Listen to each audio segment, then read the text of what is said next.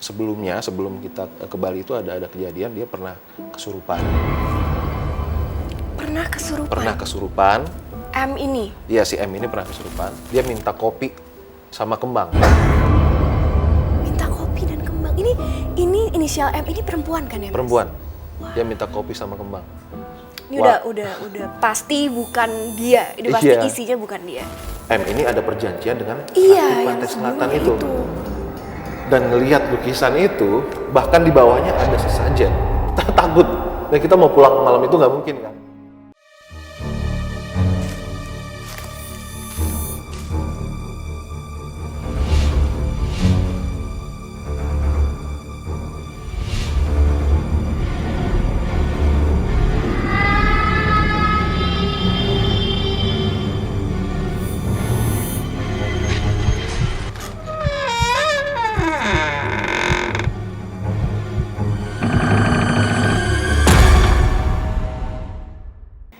Hal-hal yang berbau magis dan mistis, termasuk kegiatan yang berhubungan dengan gaib, nyatanya masih dipercaya oleh masyarakat di era modern ini.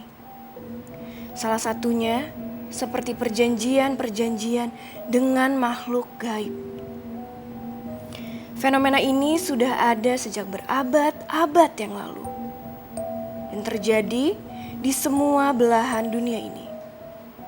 Sampai-sampai dampaknya pun berkelanjutan dari generasi ke generasi. Mereka semua memang ada. Ada di sini dan juga tempat kalian. Apakah kalian merasakannya?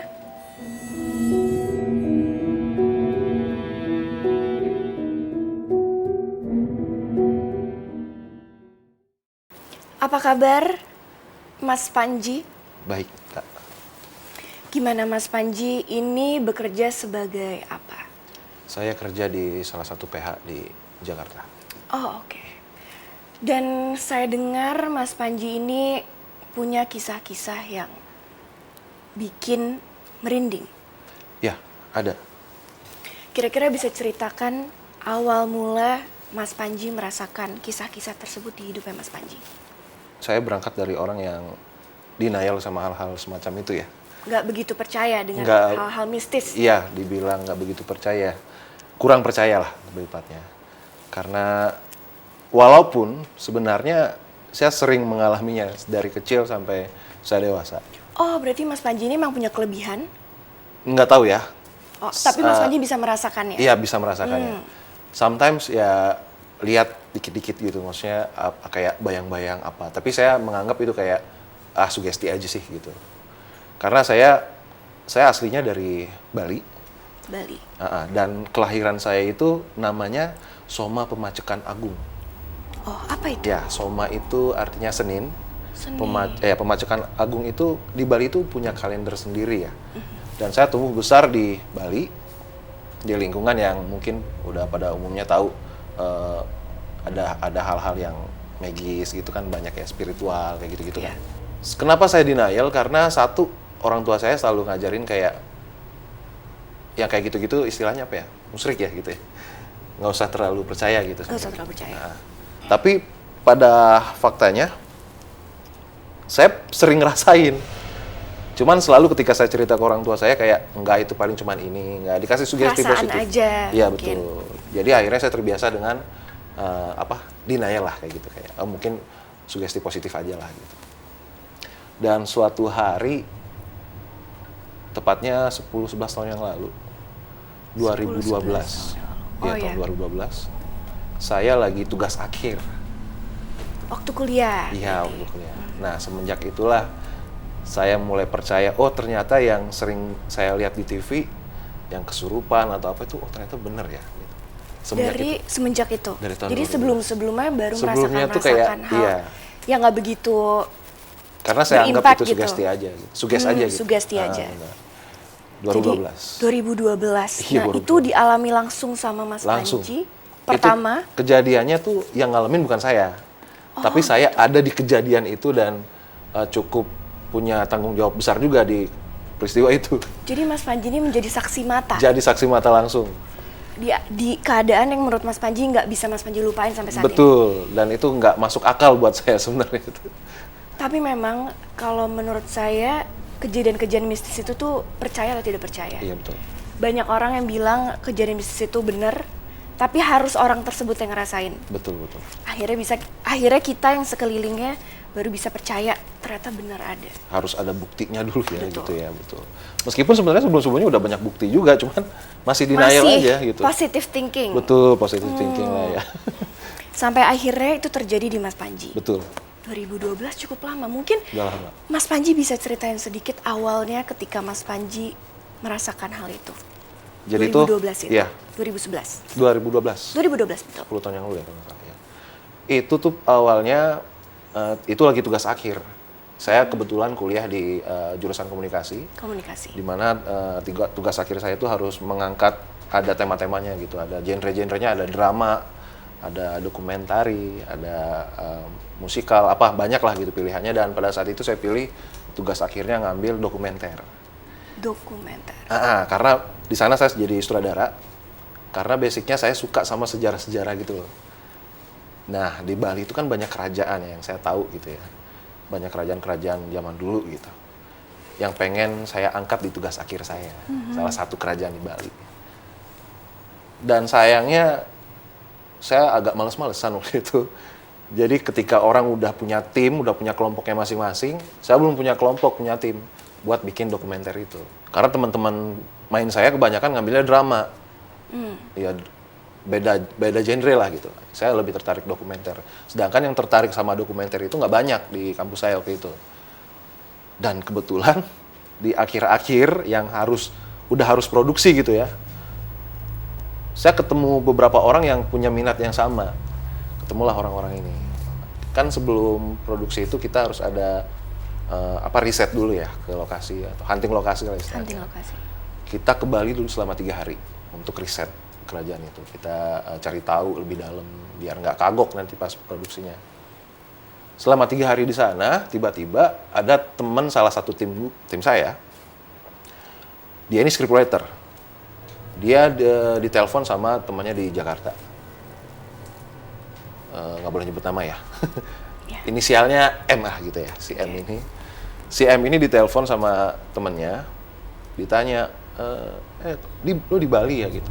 Hati-hati ya gitu, ada pesan hati-hatinya. Udah mulai ada nggak, waktu itu, clue. iya ada clue, tapi nggak ke horor gitu pikirannya, cuman kayak, mungkin dia sakit atau apa gitu kan, kita nggak ada riwayat penyakit apa, kita nggak tahu. Akhirnya saya coba ngobrol sama temannya, emang ada apaan gitu. Gini, dia cerita, singkatnya si M ini ada basic. Sebelum kita ke Bali itu ada kejadian, dia pernah kesurupan. Pernah kesurupan. M ini? Iya, si M ini pernah kesurupan, teman saya. Beberapa bulan sebelum ke Bali deh kalau nggak salah. Oh, jadi sebelum Mas Panji ini kenal, mungkin dia punya riwayat sering kesurupan? Betul, dan kami tidak tahu. Oh, dan Mas Panji tuh baru tahu pas mau berangkat? Pada saat itu. Oke, ini menarik banget. Jadi pasti teman-teman yang di rumah suka banget dan nggak sabar banget dengerin Mas Panji. Tapi kita akan balik lagi setelah berikut ini. Tiba-tiba tangannya kayak gini nih. Kayak ngebentuk gini, pokoknya selalu. Tangannya bergerak yang tidak semestinya nih. Tidak semestinya. Iya, agak... betul. Nah, mulai ngeluarin suara-suara aneh kayak gitu-gitu lah. Geraman? Iya, kayak atau... ngegeram gitu.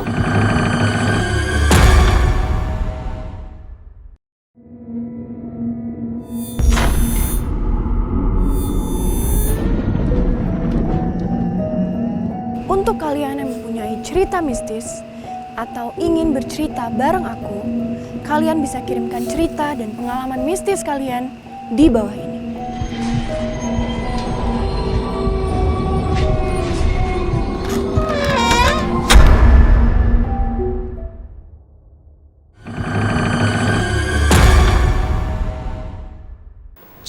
Sebelum kita ke Bali itu ada kejadian, dia pernah kesurupan. Pernah kesurupan. M ini? Iya, si M ini pernah kesurupan, teman saya. Beberapa bulan sebelum ke Bali deh kalau nggak salah. Oh, jadi sebelum Mas Panji ini kenal, mungkin dia punya riwayat sering kesurupan? Betul, dan kami tidak tahu. Cerita tadi Mas Panji itu sudah sampai di Bali bersama teman-temannya untuk mengerjakan sebuah tugas sekolahnya, tugas kampusnya. Yang dimana salah satu teman Mas Panji yang berinisial M itu yang katanya kesurupan. Jadi gimana Mas Panji kelanjutannya? Iya, jadi pada hari itu sih belum kesurupan ya. Kan kita baru dapat kabar dari temennya kalau beberapa bulan sebelumnya di Jakarta, tepatnya di daerah Jakarta Timur ya, itu dia di sana kesurupan dan udah sempet diobatin, berusaha untuk disembuhkan. Sama sekitarnya, Sama dia punya guru spiritualnya dia punya karena guru memang basicnya dia memang sering kayak gitu ternyata. Jadi dia punya guru sendiri lah, orang yang selalu orang yang dipercaya. Iya, orang yang dipercaya buat nyembuhin, bukan nyembuhin sih, lebih ke menjaga dia lah gitu, sering bacain doanya. Nah udah gitu, setelah dapat kabar itu kita setim kayak rembuk, wah gimana nih gitu kan, agak takut juga ya. Meskipun saya denial, cuman kan kalau udah ada info-info kayak gitu mesti hati-hati nih gitu. Juga nanti. Karena jujur saya belum pernah lihat orang kesurupan. Dan pada hari itu habis dapat telepon itu ya udah, selama di Bali 3 hari ternyata nggak ada apa-apa. Gitu. Oh, syukur deh gitu kan. Kita bersyukur, terus balik lagi ke Jakarta sambil mempersiapkan bakal produksi kita nanti. Beberapa bulan setelahnya kita ngumpul lagi, 2 bulan kemudian kita ngumpul lagi buat merencanakan hari produksi kita ke Bali. Dan kita berencana di Bali itu 10 hari. 10 untuk hari. untuk produksi. Menurut saya itu cukup lama sih 10 hari. Lumayan lama. Dan kita nggak ada kepikiran nih, kan karena Untuk 3 hari. ada kejadian-kejadian aneh. Betul, 3 hari sebelumnya kan, 3 hari. Sebelumnya kan selama 3 hari di Bali, aman-aman aja. Iya. Nggak ada masalah apa-apa, ya udah, enjoy gitu. Berarti, nah hari itu dia izin sama si guru spiritualnya lah. Katanya, oh ya udah oke, yang penting jangan aneh-aneh, jangan ke tempat-tempat yang mungkin dilarang atau disucikan, atau jangan, kalau ke tempat yang suci jangan ngomong-ngomong kasar. Ya pokoknya dapat pesan-pesan kayak gitulah dia. Ya udah aman nih kita, ya udah aman, kita berangkat ke Bali. Ini baru hari pertama, belum sampai rumah, baru sampai Bali. Kita naik pesawat itu malam, kita terbang malam, sampai di Bali sekitar jam jam 9 malam. Kita nyampe di Bali jam 9 malam, dijemput sama mama papa saya. Papa saya, orang tua saya masih tinggal di Bali kan. Jadi dijemput sama mereka. Berangkat dari bandara ke daerah Bali Utara. Bandara ada di selatan ya, Ngurah Rai. Kita berangkat ke satu daerah namanya Buleleng, itu kampung halaman saya. Perjalanan harusnya normalnya memakan waktu 2,5 jam sampai 3 jam. Bawa mobil ya. Kita berangkat dari bandara jam 9:30 kita berangkatnya. Nyampai di pertengahan jalan, itu kita kalau mau ke utara ngelewatin gunung gitu loh. Jadi menyeberang gunung. Menyeberangi gunung, melewati gunung. Namanya Bedugul. Bedugul. Nah, di sana di puncak kami sempat berhenti istirahat. Itu sekitar jam 10 lewat lah. Pagi. Malam. Jam 10. Kita nyampe malam. Jam 10 malam lewat kita berhenti di puncak gunung. Di puncak gunung situasinya tuh seperti apa ya Mas Panji? Di sana itu ada nama daerahnya Candi Kuning. Di sana banyak orang beristirahat biasanya kalau setengah perjalanan istirahat di situ orang-orang, ada yang ngopi, ngeteh atau menghangatkan badan karena tempatnya itu dingin. Kabut jarak pandang kita kalau sekitar 1 meter lah. 1 meter jarak pandang kita di perjalanan. Makanya kita berhenti dulu istirahat, sekalian mau beli oleh-oleh buat orang-orang di rumah gitu, keluarga di rumah, sekalian buat cemilan kita juga nanti di jalan gitu. Ya udah berhenti dulu. Kita berhenti, kami semua turun dari mobil kecuali papa sama si inisial M. Temannya Mas Panji itu. Betul, teman saya masih ada di mobil karena dia kayak katanya mabok darat gitu ya. Dia di mobil masih tiduran, papa saya masih di setir kemudi, masih di depan. Kami sisanya di luar. Nah, tiba-tiba si M ini ngechat ke teman kita, salah satu teman kita juga, tim kita, ngasih tahu kalau ada yang dia nggak enak badan, kayak ada yang salah sama dirinya nih gitu. Karena kayak kaku gitu loh. Badannya si M ini udah mulai... si M dia masih sadar, masih bisa ngechat tapi udah kayak kaku gitu. Ngerahannya kayak nggak bisa ngomong. Terus si teman saya ngasih tahu ke saya nih, Chris nih, si M gini nih baca chatnya. Kenapa nih dia? Jangan-jangan sakit. karena berpikirnya masih sakit. takutnya amit-amit kayak stroke ringan atau apa gitu kan, iya, biasanya iya, kan iya. ciri-cirinya kayak gitu kan. Kita ngelongok ke mobil dong, lu baik-baik aja gitu. Ngecek Si M ini, si M. Si M ini. Dia nggak bisa ngomong, nggak bisa jawab. Tiba-tiba tangannya kayak gini nih. Kayak ngebentuk gini, pokoknya selalu. Tangannya bergerak yang tidak semestinya nih. Tidak semestinya. Mulai. Iya betul. Nah, mulai ngeluarin suara-suara aneh, kayak gitu-gitu lah. Geraman Iya kayak atau ngegeram gitu. Ngegeram. Iya kayak gitu. Wah ini kenapa gitu. Terus inget kan dia ada basic gitu kan. Wah kita anak-anak kaget dong. Ini kenapa? Terus papa kan masih di depan. Saya otomatis teriak ke papa saya. Wah tolong temen nih ada yang kesurupan kayaknya deh gitu. Tiba-tiba pas papa nengok, papa waktu itu posisinya di mobil lagi di posisi setir ya? Lagi ngeplay musik gitu loh. Di tape? Di tape, ya, di mobil. Tiba-tiba berubah, jadi suaranya? Jadi gamelan.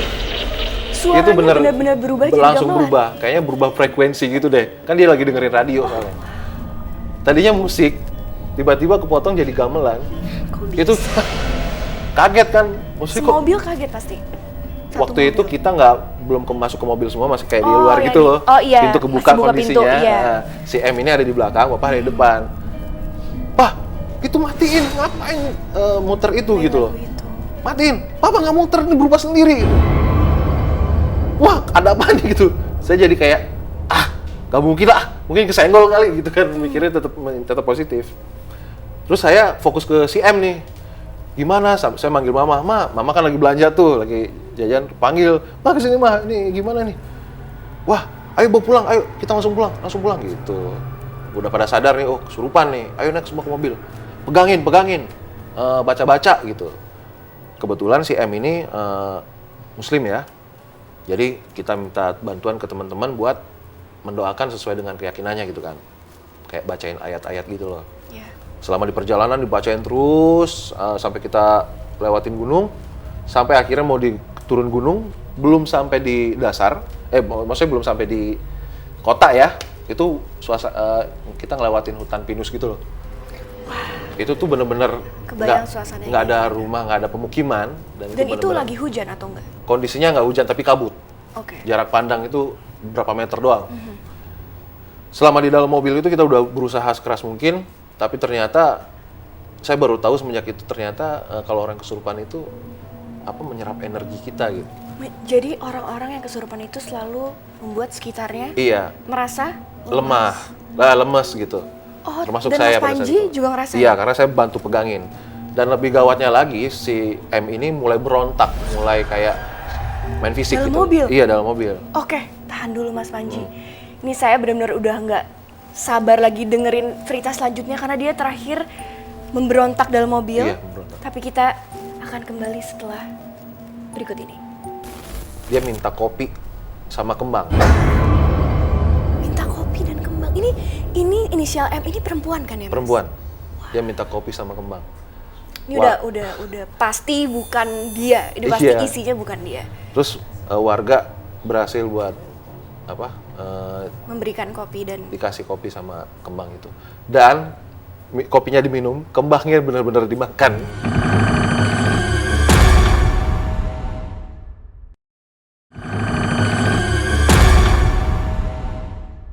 Selama di dalam mobil itu kita udah berusaha sekeras mungkin, tapi ternyata saya baru tahu semenjak itu ternyata kalau orang kesurupan itu menyerap energi kita gitu. Jadi orang-orang yang kesurupan itu selalu membuat sekitarnya merasa lemas gitu. Termasuk dan saya. Mas Panji juga ngerasain? Iya, karena saya bantu pegangin. Cerita tadi Mas Panji sudah sampai mobil bersama teman-temannya, sudah merasa panik karena teman yang berinisial M itu sudah mulai kesurupan dan sudah mulai memperlakukan teman-temannya main fisik. Dengan fisik? Yes. Gimana Mas Panji ceritain kembali? Jadi kita juga nggak nyangka sampai segitunya ya. Saya pikir saya tuh berimajinasi dari film-film aja ya. Biasanya kalau orang kesurupan kan kayak gitu-gitu doang, teriak-teriak apa gitu. Nggak sampai yang memberontak sampai cakar-cakar sampai gigit. Atau bisa menyentuh gitu. Betul. Ya? Dan sampai suatu ketika masih di dalam mobil, dalam perjalanan, si M ini ngebrontaknya makin kenceng, sampai-sampai kayak kelepas gitu loh. Dan yang kontrol? ya Lepas kontrol? lepas kontrol dia. Dan bahkan waktu itu yang megang salah satu teman kami juga, namanya inisial M juga, ya salah satu tim kita, produser kita.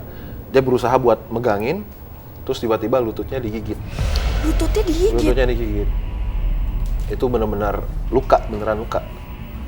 Wow. Digigit, benar-benar digigit, nggak bisa lepas gitu. Ini dia benar-benar kerasukan yang lumayan sedikit powerful ya berarti? Iya, betul. Sampai bisa menggigit. Betul. Saya juga shock, maksudnya. Menggigit, Iya. oke. Gila sampai segininya gitu loh efeknya Iya. gitu. Terus makin lama makin parah. Habis gigit itu dia mulai cakar-cakar kita. Ini kira-kira berarti dipegangin oleh sekitar 5 orang. 5 orang? Nah, mamah di depan sama papa di Itu termasuk 5 kursi orang? depan. Kita di belakang, berlima. di tengah-tengah. Kita di belakang itu 5 orang. Jadi total di mobil itu kita ada 7 orang. Saya lagi ngebayangin ketika papanya Mas Panji itu apa yang dirasakan ketika itu mengendarai mobil tersebut gitu. bener-bener, papa juga akhirnya bawa mobilnya bener-bener kayak orang balapan ya. Iya, karena bener-bener panik ngebut pasti. banget. Iya. Dan itu jalannya berkelok-kelok loh. Itu pas turunan, jalannya berkelok-kelok. Karena di bukit ya, turun Betul, bukit. turun bukit itu, dan sekitarnya itu kan hutan pinus gitu ya. Dan jarak pandang juga bener-bener Banyak kabut. banyak kabut. Terus selain kita ngeri sama si M ini lagi kesurupan, kita juga takut amit-amit kecelakaan gitu kan pikirannya. Tapi papa berusaha secepat mungkin untuk sampai di kota, minimal kita udah sampai di kota, minta udah pertolongan. turun lah gitu, iya, untuk minta pertolongan. Karena benar-benar nggak ada pemukiman, nggak ada orang kan. Dan karena si M ini berontak terus sampai main fisik itu, kita nggak kuat, dan ternyata kita juga makin lemes. Oh, yang tadi Mas Panji Betul. bilang, dia menyerap energi Ternyata kita dia menyerap ya? energi kita. Kita lemes banget, nggak tahan, sampai Chris nggak kuat gitu. Ini anak-anak juga udah nggak kuat. Gimana gitu? Papa ngambil inisiatif untuk berhenti, untuk kita berusaha menyetop orang di jalan. Kita berharap ada orang lewat bisa bantuin kita gitu. Ternyata ada beberapa orang yang udah berhenti terus cabut gitu. Lewat lagi, nggak mau nolong gitu iya, ya? kayak takut mungkin atau Emang apa. sih, melihatnya Iya. juga pasti takut banget. Betul. Dan di hari itu, di malam itu, kita lihat jam, udah jam 11 lewat ya itu. Jam terus berjalan. Iya, ya. udah mau jam 11 12 malam. gitu. Wah, Saya sama salah satu teman saya memutuskan buat cari pemukiman atau cari warga minimal. Mungkin ada di sekitar sini, mungkin. Saya yakin itu gitu. Siapa tahu kan ada yang iseng tinggal di tengah hutan kayak gitu kan. iya. Kita berharap positif aja gitu. Kita cari, saya nyusurin jalan radius berapa meter gitu dari sana. Dari kejauhan di tengah hutan itu ada lampu kecil gitu, lampu remang-remang gitu, lampu kuning. Kayak ada kehidupan yang di situ gitu. Kita berharap ada orang, ternyata beneran. Kita ke sana, ternyata ada beberapa orang lagi lagi berkumpul lah gitu. Aktivitas. Ya, lagi beraktivitas. Kita minta tolong sama orang itu. Pak, tolong Pak gitu. Teman saya kesurupan gitu. Di mana? Itu di depan, di jalan raya gitu. Akhirnya kita dari tengah itu kita keluar ke jalan raya bareng-bareng sama warga di situ. Terus nggak jauh dari daerah situ tuh ada semacam pura ya. Pura. Kalau di Bali itu namanya penuhun karang. Jadi kayak penjaga halaman lah gitu, penjaga pekarangan gitu. Karena Bali kan emang identik Iya, dengan betul. kepercayaannya Iya, ya. di sana. Tiba-tiba si inisial M ini keluar dari mobil, lompat menuju arah itu. Emang kondisi di mobil itu nggak ada orang?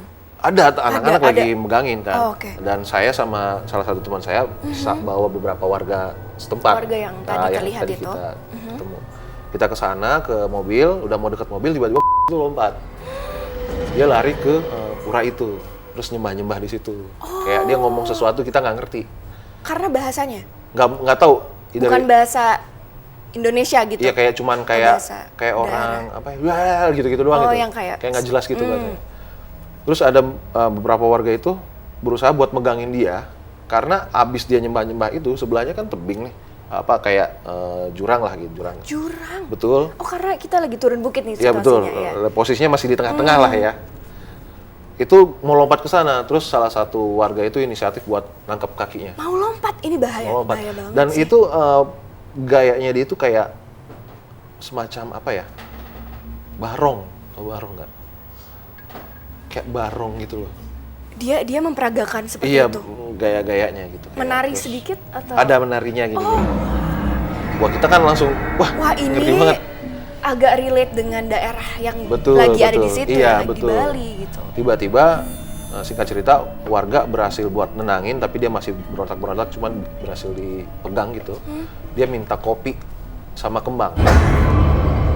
Minta kopi dan kembang. Ini inisial M ini perempuan kan ya, Mas? Perempuan. Dia minta kopi sama kembang. Ini Wah. udah pasti bukan dia. Ini pasti Iya. isinya bukan dia. Terus warga berhasil buat Memberikan kopi dan dikasih kopi sama kembang itu. Dan kopinya diminum, kembangnya benar-benar dimakan. kembangnya kembang apa ya? Kalau kembang kertas tuh? Kembang kertas. Iya, kembang kertas. Oh. Dia nggak minta nyebutin kembang apa Spesifik sih. gitu nggak apa, nyebutin tapi yang spesifik. ada kembang Pokoknya aja. dia minta kembang, warga kan cariin yang ada aja. Dia dikasih kembang kertas Dan itu. dia makan juga? Dimakan sama dia. Itu tuh terus akhirnya abis itu saya harus ada yang ambil keputusan nih. Warga juga nggak bisa bantu banyak.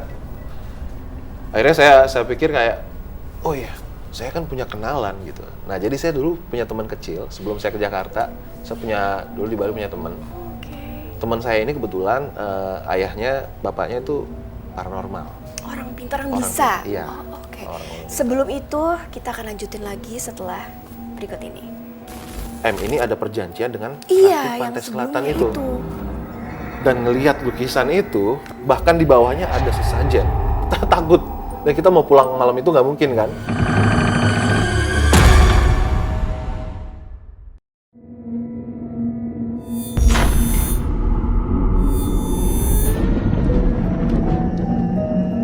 Untuk kalian yang mempunyai cerita mistis atau ingin bercerita bareng aku, kalian bisa kirimkan cerita dan pengalaman mistis kalian di bawah ini.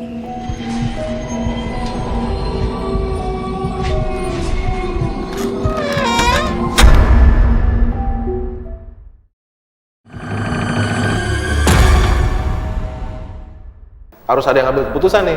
Warga juga nggak bisa bantu banyak. Akhirnya saya pikir kayak, oh iya, saya kan punya kenalan gitu. Nah, jadi saya dulu punya teman kecil sebelum saya ke Jakarta. Dulu di Bali punya teman. Teman saya ini kebetulan ayahnya, bapaknya itu paranormal. Orang pintar yang Orang bisa. pintar, iya. Tadi kalian udah dengar semuanya karena di sini adalah ceritanya Mas Panji ini benar-benar sudah panik dan dia udah melihat temannya itu memakan kembang, meminta kopi, dan sekarang Mas Panji lagi berusaha mencari pertolongan, akhirnya menemukan titik terang yaitu temannya yang katanya bapaknya itu adalah orang bisa. Ya, orang pintar. Lalu Nah, jadi ceritanya selanjutnya? singkat cerita, saya langsung telepon teman saya. Terus saya ceritakan kondisinya kayak apa, dan dia mempersiapkan segala sesuatunya di rumah, dan dia jemput kami ke lokasi. Lokasi Kita, yang Mas saya Panji kasih tahu lagi, lokasinya ya. segala macam. Dia datang sendirian, warga setempat. Tadinya kan ada banyak warga tuh, dan 3 diantaranya sukarela untuk bantu kita nganter ke tujuan. Karena memang Mas Panji dan teman-teman udah lemas Kita udah banget lemas ya. banget, Energinya kita udah nggak terlalu sanggup. terserap. Iya, betul. Terus akhirnya dibantu, ikutlah mereka konvoy kita ke rumahnya teman saya itu. Dan sampainya di rumah teman saya, si ayahnya udah nunggu depan rumahnya gitu loh. Ternyata karena dia datang sendiri, ayah lagi mempersiapkan. Betul. Ya. Ditungguin, kita datang. Pas kita datang, kita disuruh langsung masuk. Ternyata dia kasih tahu kita itu selama perjalanan dari bandara pun kita udah diikutin. Dari bandara. Betul. Begitu kita udah landing pun kita udah diikutin katanya. Berarti mungkin sudah ada energi-energi dari pada saat berangkat. Betul berarti. sekali. Waduh. Nah, di lokasi itu, di rumahnya teman saya, sempat diinterogasi si M ini. Ditanya-tanya lah, ya. Mungkin bukan si M yang ditanya, ya sosok yang ada di dalamnya. Ada di gitu. dalamnya. Nggak ngerti, dia baca-baca mantra segala macem. Terus, kamu agama apa ditanya? Hindu ngakunya gitu. Padahal Bohong Muslim. kamu, padahal Muslim maksudnya. Ya udah kalau Hindu baca mantra apa gitu. Terus dia berkelit kayak, oh saya Muslim gitu. Tiba-tiba dia berubah lagi. Oh, memang Kayak makhluk itu mempermainkan, suka iya, manipulasi. betul. Ya udah kalau Muslim, coba baca ayat ini gitu. Baca ayat apa yang kamu tahu gitu. Nggak mau juga. Akhirnya dia punya satu ruangan khusus gitu, ruangan suci gitu. Si paranormal ini, teman saya. Dia masuk ruangan itu, nggak lama dia keluar lagi. terus minta telepon untuk telepon keluarganya si M. Akhirnya ya udah kita kasih teleponnya, kebetulan waktu itu kita ada nomor kakaknya kan. Kakaknya ditelepon, ditanya saya mau bicara dengan orang tuanya si M. Anehnya beliau ini, si paranormal ini, ketika telepon orang tuanya dia nyebutin satu nama yang ternyata itu adalah nama dari buyutnya atau leluhurnya si M ini. Tiba-tiba tahu. Tiba-tiba tahu namanya, itu saya juga bingung tuh. Lah, tahu dari mana gitu. Nah, disitulah detik-detik saya percaya kalau ini bener loh ternyata, bukan hayalan Makhluk gitu. ini dan semua adegan ini Iya benar. betul. Dan Karena saya terjadi masih depan berpikir mata. kayak ini kayak penyakit deh gitu. Ternyata beneran dia nyebut satu nama yang sangat jauh ya. Maksudnya nggak kenal siapa si A, si B, ini kan si M sama Baru ketemu, teman saya kan ya. baru ketemu, nggak kenal. Itu nyebutin satu nama, ternyata benar. Dan diceritakanlah bahwa sebenarnya dulu leluhurnya si M ini ada sebuah perjanjian dengan salah satu penguasa di Pantai Selatan.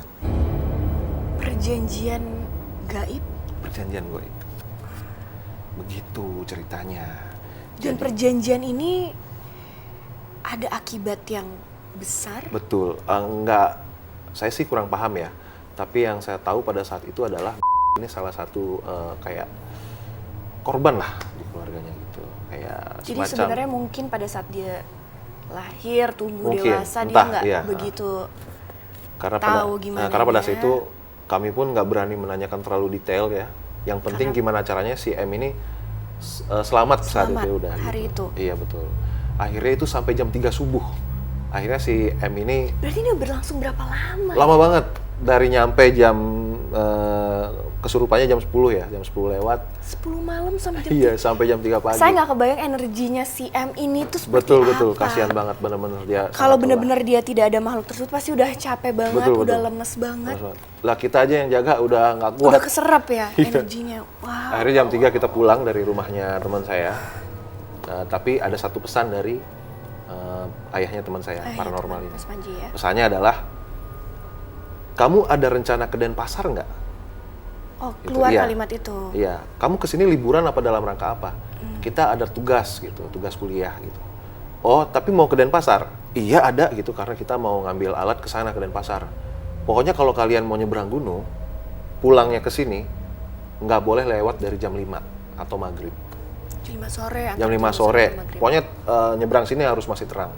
Wah. Jangan sampai gelap gitu. Itu pesan yang kita pegang. Mhm. Dan singkat cerita, beberapa hari kemudian, 2 hari kemudian, kita harus ke Denpasar buat ngambil alat untuk produksi ya. Ya. Dan waktu itu iseng aja gitu, kepikiran buat kesananya naik motor biar seru gitu sama teman-teman. Perjalanannya ke Denpasar sih aman-aman aja. Kita berangkat pagi jam 9 Masih pagi. terang. Masih terang. Jam 9 pagi kita berangkat ke Denpasar. Sampai di Denpasar itu sebelum makan siang. Terus kita makan dulu di sana, terus habis cari makan kita langsung ke tempat kita mau ngambil alat. Kita ngambil alat itu jam setengah 1-an, jam setengah 1 siang ya. Terus kita langsung balik. Karena kita mengingat pesan itu kan, kita nggak boleh Lewat jam sekian, betul, jam 5 sore. Iya.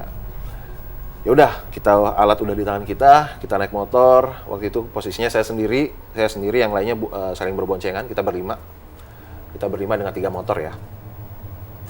Di tengah jalan saya kecelakaan. Wah, Ya, itu jam 1 siang, setengah 2 lah.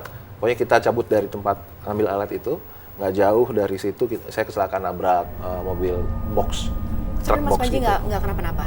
Syukurnya nggak kenapa-napa, cuman motornya kayak tidak memungkinkan untuk melanjutkan perjalanan saat itu. Wah, gimana dengan kondisi, maaf nih, stangnya nggak, ya pokoknya nggak layak lah untuk Kacau, dibawa lagi gitu. iya. Nah, habis kejadian itu, kecelakaan itu, saya memutuskan untuk tetap lanjutin perjalanan dengan kondisi kendaraan kayak gitu. Nggak apa-apa, yang penting kita nyebrang dulu deh gitu. Penting sampai sana Yang dulu. penting sampai dulu, yang penting sampai rumah. Urusan ini belakangan.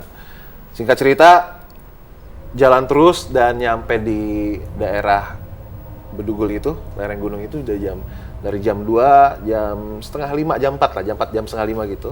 Kita belum naik tuh, masih di bawah tuh, masih di lereng. Wah, gimana nih Duk? Kondisinya yang lebih bikin agak deg-degan itu hujan. Karena kalau udah hujan kan kondisinya licin, terus kabut kan di gunung Iya. pasti kan. Terus akhirnya, wah gimana nih gitu. Saya sama anak-anak tetap optimis. Dan termasuk si M itu? Iya, termasuk si M itu. Terus si M itu, saya tanya tuh, sempet tanya di jalan. Gimana? Aman, aman, kata dia. Yaudah, gas terus. Berangkatlah saya sama teman saya. Tetap lanjut perjalanan dengan positive thinking gitu, bahwa kita bisa ngelewatin gitu. Baru setengah perjalanan naik ke bukit itu, si M ini udah mulai begini tangannya, udah mulai. Oh, udah mulai memperagakan kayak Iya. awal dia kesurupan lagi. Betul. Akhirnya panik, kondisinya panik. Saya harus memutuskan sesuatu. Apa ya, gimana caranya nih? Terus akhirnya di seberang itu ada tukang pecel lele. Pecel lele, kita ke sana yuk gitu. Terus si tukang pecel ini nanya, Muslim ya? Apa bukan? Muslim. Ya udah, saya bacain ayat, minum teh dulu gitu. Dikasih teh hangat waktu itu. Suruh minum, temennya paksa aja. Nggak keminum tuh sama dia. Gini, terus disaranin buat bawa ke puncak. Jadi di atas itu, di puncak bukit itu, ada sebuah masjid. Kita bawa ke sana. Mau nggak mau, dalam kondisi kayak gitu. Terus teman-teman yang lain nggak ada yang berani buat boncengin dia. Takutnya ada apa-apa di jalan ya. Betul. Akhirnya saya inisiatif buat boncengin. Selama saya boncengin dia, abis dicakar di punggung. Bodo ah, yang penting nyampe di atas. Mas Panji dicakar-cakar di belakang. Dicakar-cakar di belakang. Tapi saya tetap pegangin gini. Anak-anak jagain di belakang. Takutnya dia lompat atau apa kan. Saya ngebut dalam kondisi stangnya agak begitu lagi. Jadi saya lagi ngebayangin M ini lagi memegang pinggang atau pundaknya Nggak Mas megang, Panji. dia cakar-cakar gini doang. Oh, dia bergerak Iya, aja. saya yang megangin dia, tangan kiri saya ke belakang ini. Itu selama berapa menit sampai ke atas, sampai di puncak, akhirnya kita langsung minta tolong, langsung teriak lah di situ, pokoknya bodo amat sama malu, yang penting ketolong dulu nih teman saya. Akhirnya langsung ditolongin lah sama warga setempat yang lagi santri-santri di sana gitu.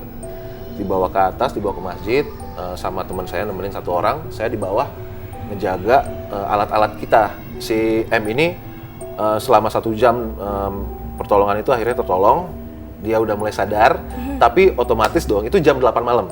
Udah malam. Udah jam 8 malam kita udah nggak mungkin lah untuk meneruskan perjalanan pulang. Akhirnya saya berinisiatif sama teman-teman yang lain, rembuk, gimana kalau kita patungan sewa hotel, penginapan lah, kita cari penginapan. Nah, itu ada warga ngasih unjuk, Mas di sana ada penginapan. Akhirnya kita ke sana. Okay. Sampai di penginapan itu, kita istirahat, merasa tenang gitu. Dan jam 1 malam, saya lapar nih sama teman saya. Itu penginapannya bukan hotel ya, kayak semacam losmen lah. Rumahan tapi disewain beberapa kamar gitu. Nah, si penghuni... Jam 1 pagi ya? Jam 1 pagi. Dini hari. Itu lapar, saya pesen mie instan sama teman saya. Ada yang layanin, ibu-ibu. Pesen apa, Mas gitu? Saya pesen mie instan gitu. Saya pesen, habis itu sambil nunggu, namanya kita nunggu dibikinin, dimasakin gitu kan. Mata kemana-mana dong, ngelihat sekitar sekeliling. Di lobinya itu, di depan, ada lukisan gede banget.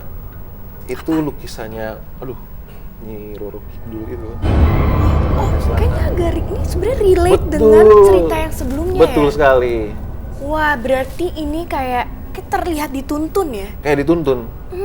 Apa Mas Panji dan teman-teman, apa aksi apa yang langsung terfikirkan oleh Mas Panji Iya, dan teman-teman abis itu? Pada saat itu tiba-tiba langsung kepikiran itu kayak, kan si paranormal ini ngasih tahu bahwa sebenarnya si M ini ada perjanjian dengan Ratu Pantai Selatan itu. Dan ngelihat lukisan itu, bahkan di bawahnya ada sesajen. Dan relate dengan kisah sangat si relate itu. Dan refleks kita takut. Dan kita mau pulang malam itu nggak mungkin kan. Saya di depan teras kamar itu nggak tidur berdua sama teman saya sampai pagi. Akhirnya saya memutuskan jam 5 pagi, saya bangunin teman-teman saya yang lagi istirahat buat ayo kita check out. Bersama M? Subuh ini. Iya, bersama M sekarang. Itu langsung karena saking apa ya, takut sudah aja gitu. Sangat tidak nyaman. Tidak nyaman dan nyaman. Saya sendiri udah stuck kayak. Apalagi yang mesti kita lakukan gitu. Betul. Kita pulang aja. Gitu. Okay. Putusannya udah, itu kan masih gelap ya kondisinya. Cuman nggak apa-apa, yang penting udah pagi. Seenggaknya ada mobil-mobil tukang sayur udah berkeliaran kan jam segitu. Akhirnya kita pulang, singkat cerita, dan ternyata info terbaru, nggak baru-baru banget sih, beberapa tahun kemarin, kabarnya sampai sekarang teman saya ini masih suka. Jadi sebenarnya selamat atau baik-baik saja kemarin itu belum selesai? Belum selesai, karena yang sampai hari ini? Karena yang ada tinggal di dalam dirinya satu itu nggak bisa dikeluarin. Itu terlalu kuat katanya energinya. Aduh, seneng banget dengar ceritanya Mas Panji. Ini cerita yang menurut saya lumayan sangat jarang. Benar-benar percaya atau tidak percaya, tapi saya percaya karena memang ini kejadian yang nyata ya, betul, yang benar-benar dirasakan oleh Mas Panji dan teman-teman Mas Panji. Itu pengalaman pertama. Dan saya juga menjadi pengalaman pertama untuk mendengar ini. Terima kasih Mas Panji udah sempetin waktunya datang ke acara Merinding dan bercerita misterinya. Dan semoga temannya Mas Panji, si M, segera pulih kembali dan tetap baik-baik saja. Dan semoga tidak ada gangguan-gangguan makhluk yang bisa menjadikan si M seperti itu. Seperti tadi cerita Mas Panji. Terima kasih Mas Panji. Sama-sama. Pemirsa Merinding, kalau kalian mau menceritakan kisah misteri kalian bareng aku di sini, kalian bisa langsung kirimkan cerita misteri kalian di bawah ini. Dan kalau kalian ingin mengetahui update terbaru tentang Merinding, kalian bisa langsung kepoin sosial medianya di bawah ini. Mereka memang selalu ada, bisa di sini dan juga di tempat kalian. Apakah kalian bisa merasakannya?